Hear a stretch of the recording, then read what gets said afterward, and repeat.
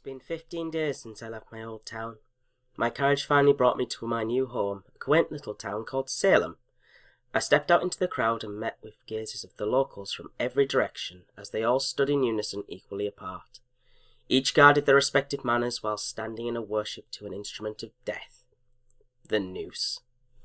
To the left of a man dressed as a clown I saw the space that I must take up, the seventh spot in this circle of an awkward hell and the 15th member of this strange little town. As soon as I took my place, they started to scream.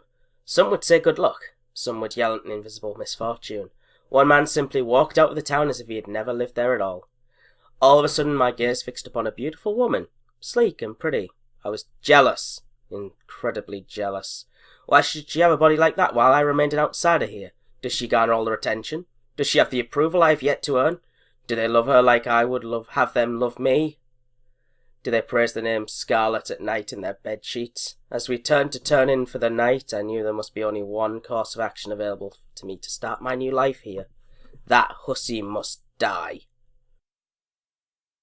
As the new day started, most of the town was shocked to see poor Mr. Jerry had materialised as a corpse in the town square. As it turns out, he'd been working in secret to cure illnesses within the town, despite that the Lord should be the only one to heal our ailments. It's no wonder he kept it as a secret, as the wrath of God had fallen upon him nonetheless. Strangely, the man who had left yesterday had reappeared as a corpse in the centre of the town. It was at this moment I realised there was no escape. I was in this town to stay, so I may as well make the most of it and kill the red one.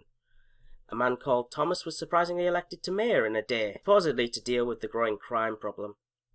I felt I could use this. I appointed myself as his personal adviser, told him I was a sheriff, and whispered sweet nothings into his ear.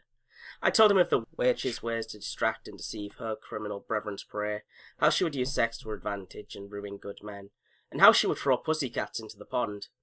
The good and just mayor considered my words and began a campaign against my hated nemesis. The rest of the town followed suit quickly. She was brought up to the stand to plead her case like the animal she is, pleading before me for her pathetic life. How dare she? This is my town, my life, not yours. I won't let you have it, you fucking whore. Just die and be glad I didn't make your death more painful. Her argument of sleeping with men to take their minds off the murders did not still sit well with everyone, and she was justly hanged from the neck until dead. A rush of relief spread from my body, and I felt at peace with myself at last. Nobody could stop me. I was invincible. A man came to my house that night with a knife. I seduced him so easily that he could not bear to attack me. I was invincible to everything the town could throw at me. This was the power I had gained. I had taken her life and her strength, and it was mine to control, mine to command. Here in this town now, I was the most powerful and strongest thing there is. Within a week, everyone else was dead. There was a little bit of a panic about a werewolf, but it didn't bother with me.